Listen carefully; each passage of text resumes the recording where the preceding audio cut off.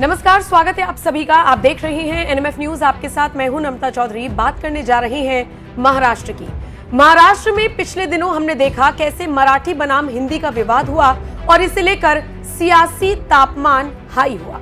हमने देखा कैसे राज ठाकरे की पार्टी एमएनएस के कार्यकर्ताओं ने सड़क पर उतर कर जबरदस्ती कुछ लोगों से मराठी बुलवाई। जिन्हें नहीं आती थी उनको पीटा गया और ये विवाद हाल फिलहाल थम गया है, लेकिन इस बीच जो बयानबाजी हुई थी वो थमने का नाम नहीं ले रही है। और ऐसे में अब हालात ना बिगड़े, इसे लेकर खुद राज्य के मुख्यमंत्री देवेंद्र फडणवीस ने सभी से अपील की है और इसी के साथ अपने खुद की पार्टी के नेता जो विवादित बयान देते हुए नजर आए थे उनसे भी कहा है कि आप भी इस तरह के बयान देने से बचें। आपको याद होगा जिस वक्त ये पूरा विवाद हुआ था, जिस वक्त राज ठाकरे उद्धव ठाकरे एक मंच पर नजर आए थे और अपने कार्यकर्ताओं को संबोधित करते हुए राज ठाकरे ने ये तक कह दिया था कि कान के नीचे तो बजाना है लेकिन वीडियो नहीं बनाना है। इसके बाद जिस तरीके से विवाद हुआ हम सब ने देखा।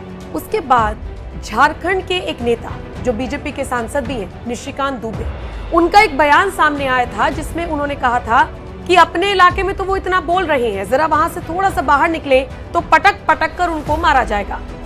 अब जरा सुन लीजिए निशिकांत दुबे ने क्या कुछ कहा था। आप हमारा दोहन करके, शोषण करके टैक्स पेयर करते हो और यदि आप में ज्यादा हिम्मत है तो आप हिंदी भाषी को मारते हो तो उर्दू भाषी को भी मारो, तमिलियन को भी मारो, आप जो है तेलुगु वाले को भी मारो। आप जो इस तरह की घटिया हरकत कर रहे हो, और मैंने हमेशा कहा है कि जब अपने घर में हो, महाराष्ट्र में हो, यदि बहुत बड़े बॉस हो तो चलो बिहार, चलो उत्तर प्रदेश, चलो तमिलनाडु, तुमको पटक के मारेंगे। निशिकांत दुबे का ये बयान सामने आया था तो फिर इंडिया गठबंधन के ऐसे कई नेता हैं जिन्होंने कटाक्ष किया था। सुनिए किस तरीके से निशिकांत दुबे को खरी खोटी सुनाई गई थी। अब ये फर्जी डिग्री गैंग वाला निशिकांत दुबे, सुना है वो कॉलेज की जमीन भी कुछ उसने चुराई है, जो मोदी जी के दरबार का खुशमच कराया है, जो राजा को खुश करने के लिए किसी के बारे में भी कुछ उल्टा सीधा बोलते रहता है। ऐसे व्यक्ति को क्या कहना है?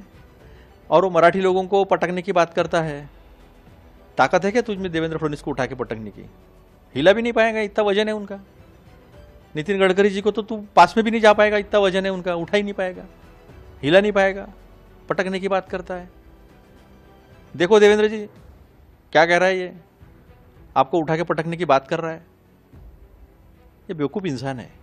ये विवाद भाषा का नहीं है, ये विवाद बाल मानस शास्त्र के अनुसार, शिक्षाविदों के अनुसार पहली से चौथी कक्षा में मातृभाषा को छोड़कर दूसरी भाषा, दो भाषा देना चाहिए नहीं देना चाहिए, इसका है।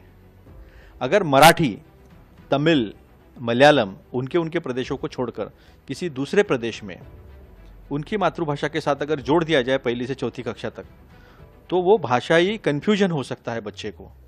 विवाद इस बात का है।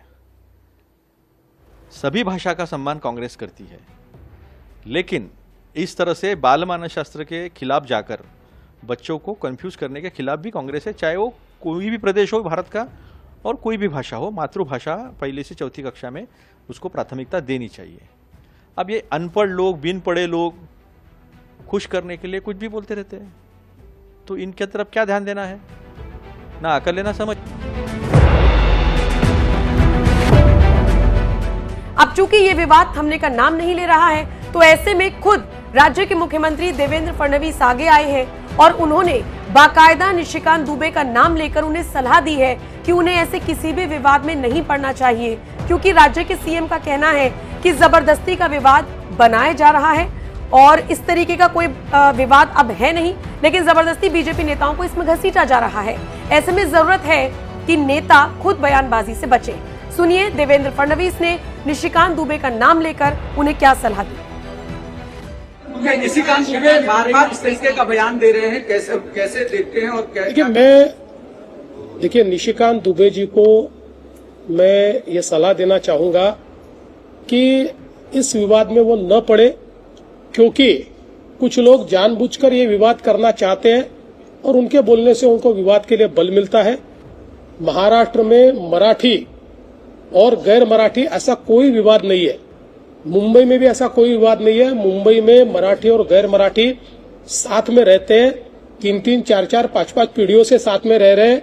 कभी भी इनमें न कोई दुश्मनी हुई है, न कोई मारामारी होती है। एक आधी घटना जब होती है तो वो भी भाषा की घटना नहीं होती, वो किसी और की घटना होती है। लेकिन चूंकि चुनाव पास में आ रहा है तो कुछ लोग ये चाहते हैं कि इस प्रकार का भेद महाराष्ट्र में तैयार हो और चुनाव में उनको मदद मिले। ये एक ट्रैप है, इस ट्रैप में आने से वो बचे, ऐसी मैं उनको सलाह देना चाहता हूँ। आपको बता दें, इसी दौरान देवेंद्र फडणवीस ने यह भी कहा कि ऐसे मामलों से हम निपटने में सक्षम हैं। यहां पर मराठी और गैर मराठी के बीच कोई तनाव नहीं है, दोनों में से किसी के भी साथ कोई अन्याय नहीं हो रहा। मराठी और गैर मराठी भाषा हम सभी को सिखाएंगे और उन नेताओं को भी सिखाएंगे जो इस मुद्दे को हवा देकर लोगों को बांटने का काम कर रही हैं।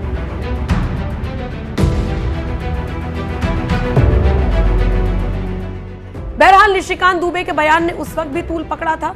तमाम बीजेपी के नेताओं ने उनसे दूरी बना ली थी, लेकिन अब देवेंद्र फडणवीस उनके साथ खड़े नजर आ रही हैं और उन्हें सलाह दे रही हैं कि ऐसे विवादों में पड़ने से उनको बचना चाहिए। फिलहाल इस खबर पर आपकी क्या राय है? कमेंट करके आप अपनी राय हमें जरूर